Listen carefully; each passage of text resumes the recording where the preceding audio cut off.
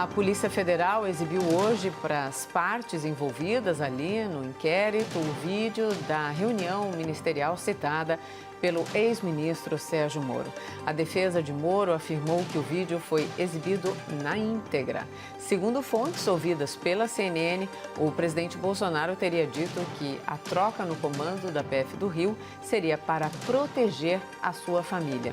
O nosso primeiro tema do debate é: o ministro do Supremo, Celso de Mello, que preside o inquérito, deve liberar o vídeo? Nossos debatedores são Augusto de Arruda Botelho, advogado especialista em direito penal. Boa noite, Augusto. Boa noite, Mona Lisa. Boa noite, Caio. E Caio Coppola, bacharel em direito e comentarista político. Caio, boa noite. Boa noite, Mona Lisa. Boa noite, doutor Augusto. Boa noite, espectador da CNN. Hoje a gente começa com você, Caio, suas primeiras considerações, por favor. Bom, então vamos começar respondendo a pergunta do debate.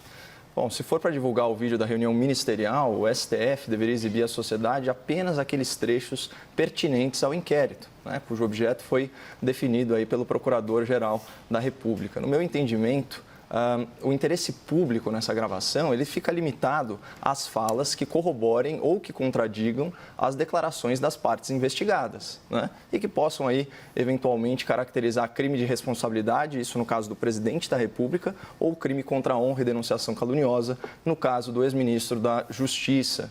Qualquer coisa além disso, pode violar direitos personalíssimos dos participantes da reunião ministerial, já que intimidade, honra e imagem das pessoas são todas aí questões invioláveis, segundo a Constituição, aí no seu artigo 5º, inciso 10. Então, só o princípio da primazia do interesse público tem força jurídica para flexibilizar um direito fundamental dessa ordem, especialmente no caso de agentes governamentais. Bom, a primazia do interesse público ela é inerente ao Estado Democrático de Direito, e ela está implícita nos princípios da administração pública, especialmente no artigo 37 da Constituição. Essa é uma visão contemporânea do direito, alinhada com o espírito do legislador constituinte lá de 88, porque ao contrário do que dizem os bem remunerados advogados, de corruptos milionários, o direito ele não é só um instrumento de garantia a serviço do indivíduo, mas também é um meio para a obtenção da justiça e do bem comum. Agora, voltando à questão da divulgação do vídeo, além do necessário equilíbrio entre interesse público e os direitos individuais, tem outros elementos importantes que merecem a devida consideração, como a estabilidade e a segurança nacional. E para que fique bem claro, salvo aqueles casos excepcionalíssimos de classificação sigilosa, políticas públicas e atos oficiais, eles têm que gozar de toda a publicidade e de toda a transparência possível. Mas o processo de elaboração dessas políticas, o processo de tomada de decisão, que envolve análise, ponderação, muita divergência, muita discussão, concessões, reuniões, etc., isso não é de interesse público, exceto se houver suspeita ou efetivo cometimento de um crime nessa fase, como o tráfico de influência, suborno, corrupção e por aí vai. Portanto, o objetivo de gravar essas reuniões dos ministros não é dar publicidade irrestrita a esses encontros, mas registrar o teor das discussões em arquivo, e também documentar fatos que podem posteriormente formar provas num inquérito ou num processo judicial, esse é o caso. Então, a gente sabe pela manifestação da defesa do ex-ministro Sérgio Moro que o vídeo da reunião ministerial ele foi submetido na íntegra ao Supremo Tribunal Federal. Mas seria uma irresponsabilidade por parte do presidente do inquérito divulgar esse material na íntegra. Isso não é de interesse público, viola direitos e garantias fundamentais de cidadãos que sequer são investigados e pode desestabilizar o país, comprometendo inclusive a segurança nacional, isso dependendo dos assuntos que foram abordados na reunião de ministros. Então, concluindo o raciocínio, eu vejo com bons olhos a divulgação dos trechos de vídeo que forem pertinentes ao inquérito e eu vejo com maus olhos a divulgação do vídeo na sua íntegra. Suas primeiras considerações, Augusto, por favor. Boa noite a todas e todos. A pergunta hoje é se o ministro Celso de Mello deve tornar público o teor do vídeo gravado em uma reunião ocorrida entre o presidente e alguns de seus ministros no Palácio do Planalto. Para poder responder essa questão, eu preciso começar abordando alguns princípios constitucionais. Eu prometo ao espectador que eu vou tentar fazer isso usando pouco juridiquês. Nossa Constituição prevê um princípio bastante importante, que é o princípio constitucional da publicidade. Ele é uma característica fundamental do nosso sistema processual acusatório. A publicidade, na verdade, ela é uma garantia de todo e qualquer cidadão. Garantia essa de que os processos sejam, em regra, públicos, justamente para se evitar abusos dos órgãos julgadores e limitar eventuais formas abusivas de atuação da Justiça. Além de uma previsão e um princípio constitucional, a publicidade também é consagrada em vários tratados dos quais o Brasil é signatário. Por exemplo, o artigo 8º da Convenção Americana sobre Direitos Humanos deixa bastante claro que o processo penal, por exemplo, deve ser público. Existe a possibilidade legal de exceção a esses princípios da publicidade, como, por exemplo, diligências de investigação que estejam em andamento. Vamos entender. Convenhamos que assim, não seria lógico divulgar e tornar público, por exemplo, uma ordem de prisão antes de cumprir essa ordem de prisão. Ou divulgar uma interceptação telefônica enquanto ela está em curso. Mas essas exceções previstas em lei, elas não podem prejudicar aquilo que nós chamamos de interesse público à informação. Esse é o critério fundamental e o norte da publicidade, o interesse público de toda a sociedade à informação. Feita essa introdução, me parece bastante claro que é interesse público evidente da sociedade brasileira conhecer como atua seu presidente da República, principalmente na condução de temas sensíveis e relevantes para o nosso país. E aqui eu preciso, acho que, fazer um parênteses. Publicizar uma investigação ou um trecho de uma investigação é completamente diferente do vazamento de informações. Tá? O que temos por enquanto são vazamentos de supostos trechos da já mencionada reunião. Então, eu vou tomar como base as informações já divulgadas pela imprensa e que precisam ser confirmadas com a divulgação oficial do teor dessa reunião. É possível afirmar, então, que o presidente Bolsonaro faz acusações e afirmações gravíssimas, que podem ser consideradas, inclusive, crimes. E é sim direito, não apenas do STF e do Ministério Público, que são destinatários finais dessa prova, mas também de todos nós, temos conhecimento amplo de tão graves fatos. Pelo que foi relatado pela imprensa, os eventuais temas sensíveis tratados na reunião não dizem respeito a movimentações estratégicas do governo ou decisões comerciais, diplomáticas ou institucionais sigilosas. Tratava-se, na verdade, de xingamentos a autoridades públicas. Tratava-se, sim, de pedidos feitos por ministros de Estado para que houvesse prisão de prefeitos, governadores e ministros do Supremo Tribunal Federal. Tratava-se, sim, da afirmação que a troca da superintendência da Polícia Federal do Rio de Janeiro serviria para proteger familiares e amigos do presidente da República. Quando o governo tentou, através da Advocacia Geral da União, impedir a divulgação desse vídeo, ele não estava preocupado com esses temas sensíveis à nação. Na verdade, o governo, já sabendo do vídeo, ele estava envergonhado dos absurdos, das ofensas e dos possíveis crimes confessados durante esse encontro. A publicidade da íntegra dessa reunião não é mais apenas, depois principalmente da gente ficar sabendo de parte do teor dessas conversas, não é mais apenas uma questão processual. É uma necessidade para se manter, respeitar e defender o Estado democrático de direito. Vamos então ao debate. Augusto e Caio, por favor. Bom, eu acho que meu debatedor é uma contradição ambulante, aí parafraseando o Raul Seixas, porque é muito engraçado defender a publicidade de uma reunião ministerial que pode ter matéria muito sensível, inclusive no âmbito da economia e também no âmbito da segurança pública, e ser contrário, né, ao televisionamento das sessões da TV Justiça no plenário do Supremo Tribunal Federal.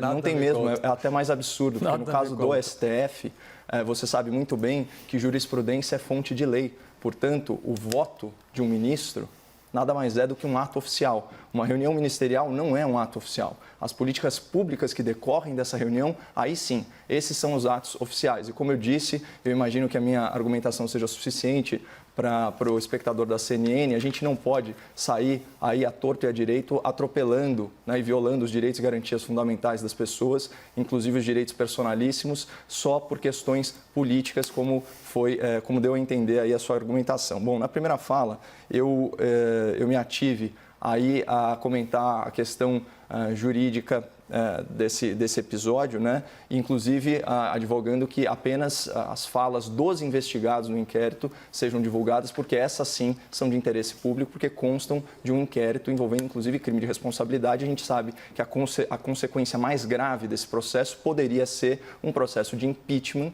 né, que é um julgamento de cunho jurídico e político, e que, portanto, tem na população aí um fator muito relevante. Só que eu acho importante a gente falar também sobre as especulações, né, a respeito desse vídeo que você já abordou na sua primeira fala. Eu peguei aqui um trecho de notícia publicado pela grande imprensa sobre o suposto trecho bombástico, né, diz o seguinte: o presidente Jair Bolsonaro vinculou a mudança do superintendente da Polícia Federal do Rio de Janeiro a uma proteção de sua família.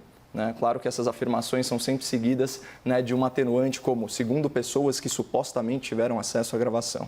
Ou seja, a tese divulgada pelo jornal, repercutida pelo jornal, é bem clara, ainda que em termos condicionais. Fala o seguinte: o presidente desejava trocar o comando da Polícia Federal e da Superintendência do Rio de Janeiro para blindar a sua família. Só que há alguns fatos, né, no desenrolar dos acontecimentos que não corroboram essa especulação, que muitas vezes é tratada como certeza por uma imprensa cada vez mais ansiosa para desgastar a imagem do governo federal. Então, eu destaco 3 pontos, né? Primeiro, nem o presidente, nem qualquer de seus familiares é sabidamente investigado pela Polícia Federal. Na verdade, a maioria dessas investigações estão no Ministério Público do Rio de Janeiro e elas são anteriores aí ao exercício da presidência da República pelo senhor Jair Bolsonaro. Segundo, tanto o ex-ministro da Justiça quanto o ex-diretor da Polícia Federal, né, o Valeixo, eles foram categóricos aí nos seus depoimentos e falaram explicitamente aqui, alegaram que o presidente da República nunca tentou interferir em investigações policiais. E isso é muito relevante. E terceiro lugar, sobre o STF, como eu bem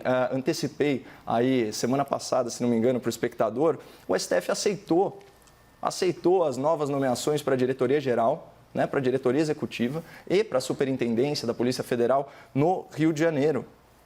Então, do que se trata isso? Obviamente, eles corroboram a legalidade dessas indicações. E sobre esse último ponto, só para arrematar, peço perdão por me estender aqui, é importante frisar que o tribunal, aí pelo menos de forma tácita, né, ele confirmou a ilegalidade da decisão liminar do senhor Alexandre de Moraes, né, que de forma aí, bastante inconstitucional, né, invadiu a competência de outro poder, o Poder Executivo, e barrou a nomeação de um senhor de reputação ilibada, né, um delegado de carreira, que gozava de amplo currículo e reconhecimento dos seus pares, por motivação política. Ora, se houvesse qualquer ilegalidade nessa nomeação, ele sequer poderia ter sido reconduzido para a Agência Brasileira de Inteligência. Então, o desenrolar dos fatos, eu acho que, de certa forma, corrobora a análise que a gente mais cedo ofereceu aí ao espectador da CNN. Vamos lá, o debate. Pausa dramática e o debate ainda não aconteceu. Vamos lá. Não faz pausa dramática, é pausa mesmo. Vamos lá. Quanto ao fato do presidente, direto ou indiretamente, ser ou não ser investigado no Rio de Janeiro, assim, eu vou só falar 3 palavras, porque eu não quero realmente me alongar nesse tema. Rachadinha, Queiroz e Marielle. Vira a página. Com relação à minha suposta contradição, eu queria só, para não cometer nenhuma injustiça, fazer uma pergunta ao meu debatedor. A divulgação das conversas do ex-presidente Lula e da Dilma no âmbito da Operação Lava Jato, Caio, você foi favorável ou contra a essa divulgação?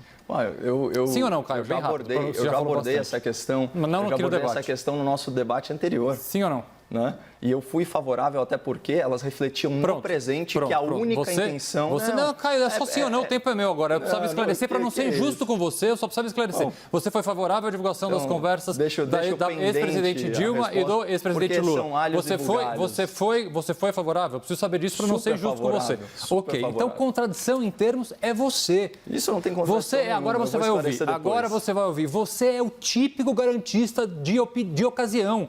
Você é a típica pessoa que vem aqui vomitar direitos e garantias fundamentais, a intimidade, a honra das pessoas, quando lhe convém. Direitos e garantias fundamentais são dirigidas a todos, não apenas ao seu político de estimação, Caio. A Constituição é uma só, para mim, para você, para o Lula, para a Dilma e para o Bolsonaro. É uma só a Constituição. Não dá para a gente ter 2 pesos e 2 medidas quando o político que te interessa cometeu ou não cometeu um desvio ou um delito. Eu vou terminar, não estou te dando a palavra. Então vamos lá. A gravação que o Caio se diz favorável à divulgação do ex-presidente Lula e da ex-presidente Dilma foi absolutamente legal, por uma série de fatores. Não que ela não interessasse, não que ela não tivesse interesse público. E essa foi a justificativa do ex-juiz Sérgio Moro para divulgar essa conversa telefônica, mas há uma diferença enorme entre a gravação do vídeo feito na reunião no Palácio do Planalto e essa conversa, sim, ilegal já divulgada. Primeiro, porque ela era ilegal, uma prova ilegal. E por que ela era uma prova ilegal? Porque ela foi obtida após o término da autorização judicial para interceptação telefônica. Isso não sou eu que digo, é uma coisa chamada processo eletrônico. Se a gente entrar no processo eletrônico, que trata especificamente desse tema, os horários denotam a ilegalidade. 11h13 da manhã, Moro despachou determinando a interrupção das interceptações telefônicas. 11h44, Moro manda uma intimação para o delegado que tocava esse inquérito, dizendo: eu suspendi as gravações. 12h17, Moro encaminha um ofício às operadoras de telefone dizendo: essa interceptação foi suspensa. 12h17. A conversa entre o ex-presidente Lula e a ex-presidente Dilma se deu a 1h32 da tarde. Moro, então, comunica às 3h34 para o delegado que, olha, tem uma conversa que eu tive acesso aqui. E aí os dois conversam, então, e resolvem às 16h21 divulgar uma conversa telefônica obtida fora do prazo da autorização judicial para essa conversa ser gravada. Mais do que isso, ao ter uma conversa com uma autoridade com prerrogativa de foro, era obrigação legal, e aqui não é opinião, não é achismo, é lei. É obrigação legal de todo e qualquer juiz interromper, no momento em que ele toma conhecimento que é uma autoridade com prerrogativa de foro, numa conversa telefônica ou em qualquer outra parte de um processo, e encaminhar para o quê? Para o fórum competente, esse sim podendo discutir se deveria ou não deveria ser divulgada. Então, dizer que você é favorável à divulgação da conversa ilegal. Ilegal por que ilegal? Porque ela foi feita após o prazo do término da interceptação telefônica. E você, espectador que está ouvindo, pode não gostar do presidente Lula ou da presidente Dilma, não faz a menor diferença. A lei vale para todos. Para quem a gente gosta e para quem a gente não gosta. E uma interceptação telefônica, ela tem que obedecer uma coisa muito simples, que é o prazo legal. Se as operadoras interceptam o seu telefone, espectador, por 15 dias, você não pode ter uma conversa sua do 16º dia, divulgada ou juntada dentro de um processo. Foi isso que aconteceu. Uma conversa ilegal foi divulgada para o grande público dentro de um processo com a ciência do juiz e da Polícia Federal que essa conversa era ilegal. Agora, isso, meu debatedor acha que não atinge a intimidade, a honra das pessoas. Por quê? Porque é um típico garantista de ocasião. Quando lhe interessa, ele puxa a Constituição embaixo do braço. Quando não lhe interessa, ele rasga essa Constituição em pedacinhos. Bom, eu não sou garantista nem de ocasião, tá, doutor? Me ponha fora aí da sua